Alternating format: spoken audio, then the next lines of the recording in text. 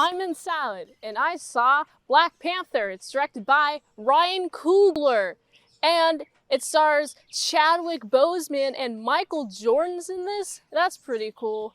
This is a movie about a hidden civilization and the struggles of whether to release this information, like all their power, because they have a bunch of vibranium. It's like, hey, do we release this on the world or not? And that's kind of like the central conflict of the movie. So the movie starts. There is a flashback to when the King T'Chaka is dead. He dies. He dies in the Avengers movie with the explosion. You know, it's in one of those movies. And now you got Prince is now King T'Challa, and he's stripped of his Black Panther abilities, and he has to fight someone. No one is volunteering to fight him, even though it's part of the ritual, like, hey, you want to challenge to become king? Is this king fit to fight? And he is. There's this guy from this rebel tribe. He's like, hey, I'm going to fight you. Aha, I got him. And then he yields because he's like, I got a place to go. I don't want to let my people down. And it seems that Black Panther's strat is to just be like, yield, because he doesn't want to hurt people, because he's a good guy. So now he is the king, and that's pretty cool. People like him a lot. You also get to see this backstory of his father's time killing his uncle. And the reason why he killed his uncle is the uncle was about to kill the guy that was there with him at this trade deal or something. I couldn't tell if they were banished from Wakanda, or just didn't want to be there anymore. But they have like beautiful sunsets. So the uncle dies, but there's this kid that is left there to find his uncle with a bunch of claws. And so, you know, that kid obviously grows up people, and guess what happens? The kid is here. He's here to challenge the throne. And he challenges the throne. He's like really, really cocky about it. And he brings this intelligent spy guy. Spy guy initially is like, I wouldn't trust him because he works for the whatever, I guess. But he kind of makes himself useful towards the end of the movie, which is really cool. This guy, the kid who's now an adult who grew up in Brooklyn. Not Brooklyn. He grew up in California, some neighborhood in California. Oakland. He grew up in Oakland. And he had to deal with all this violence, and he just wants to share all the resources on vibranium and give them to oppressed people so they can take down oppressors. And immediately, I'm just thinking, oh, you know those weapons that you want to give to people, the oppressors? Their weapons might be taken away from them and given to the bad guys and then cause even more damage. Why would you want to give weapons? Why would you ever want to release weapons within a group? I don't assume that the good guys are going to have the weapons. I'm thinking the bad guys are going to have the weapons. Pretty sure that's what happened. This has happened before, especially with America. America has not done good things in the past, and I don't think these people should replicate what they're about to do. So he takes control of King after defeating the king, not king anymore, T'Challa. And it's fun to see that all these people are like, oh wow, this guy is not very good. He wants to release all these weapons. He wants to just like cause genocide, like by sending these weapons out. That's essentially what he's doing, even though he's framing it as he's doing it for the good. And I'm also just thinking, there's a lot of people who are loyal to the king no matter what.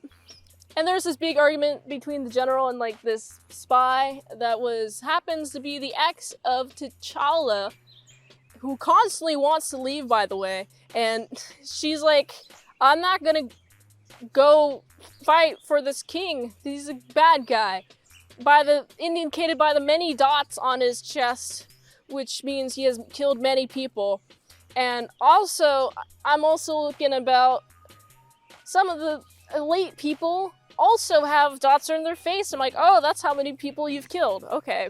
And then all the orders start coming, and they don't stop coming, and they don't stop coming. And everyone's or at least anyone who's really loyal to the previous king's like, oh crap, this is a dangerous situation. But guess what? The king is found. He was found in mountains, in ice, and he's preserved in ice. What's super sad about this is you got these people in the mountains. It's the spy girl, plus like a couple other people, including his mom. His mom's like super distraught, and they go to the guy who actually challenged to fight for king earlier in the movie, and is like, hey, we need your help. Our king is dead. No, no. The king of this tribe immediately dismisses these people. It's like, oh, but he won a fair fight.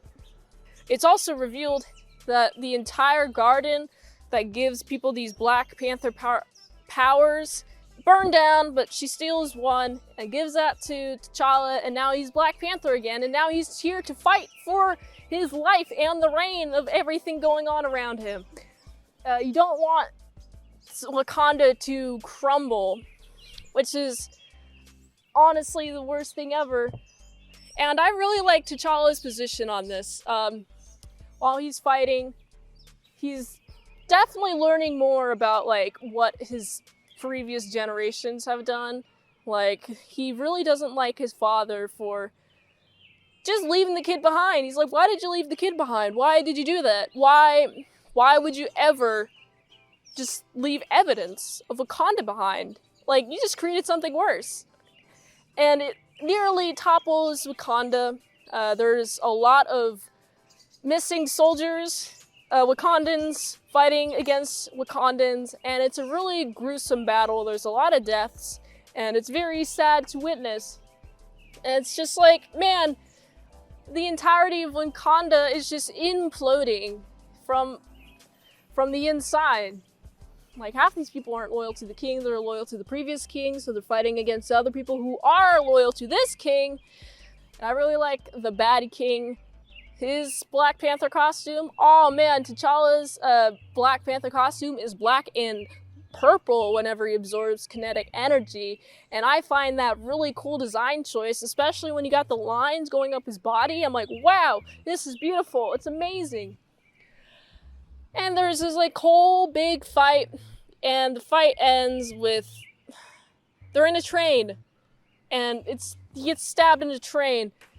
In this train track, normally the armor wouldn't be like able to get pierced through, but on this train track there's these sonic sound wave things that deactivate vibranium, because vibranium is unstable, and so it messes with their suits, and they're fighting, and I'm just half expecting one of them to get in, like, rushed into a train, just kablam, like the most gruesome death, but it happens right at the nick of time.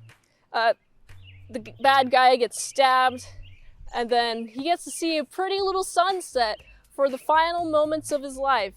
It's pretty nice. Like, I love the sunset. It's so beautiful, and I'm glad that T'Challa is such a good guy. When the bad guy's like, oh man, I just was hearing about the sunsets. I hear they're the most wonderful thing ever. And so he takes him up, and then T'Challa's like, we can still heal you. And the bad guy's like, no, I'd rather die. And then he gets unspeared. He removes the spear and bleeds out everywhere. And it's a very sad ending. But then the movie ends with, now he's considering opening up the vibranium for everyone. And he buys up the apartment where his uncle was killed. You know? And now has this chick who wants to run working for him, and I'm like, yay, that's a great use of your resources, man. I'm glad you're doing gooder for the world. I'm glad you're changing Wakanda for the better. We'll see. And I gotta say, I really enjoyed that movie. I like the suits, I like the action, I like the dialogue. Ah man, I just like Wakanda as a place. What a really cool place. What a beautiful place. I'd love to live there. And if it was a real place, I'd visit it, like, constantly. With all my passports, all 50 of them that I don't have, I'll go to Wakanda to see them all. Use all my passports, you know? And I gotta give this movie a solid 7.5 out of 10. And if you like to have a review, I have more content, including extended mint salad saws on our Patreon, on patreon.com/ASEpresents. For $3 a month, you get some ASE daily vlogs and include stuff that I'm doing and just general life things, you know. If you want to check out my daily life, there you go. Also, $20 a month, you get to request me to do a movie. I do movie requests. If you want me to request a movie, just go to patreon.com/ASEpresents. Until next time on Mint Salad Saw, I'll see y'all later, my salad croutons and bacon bits.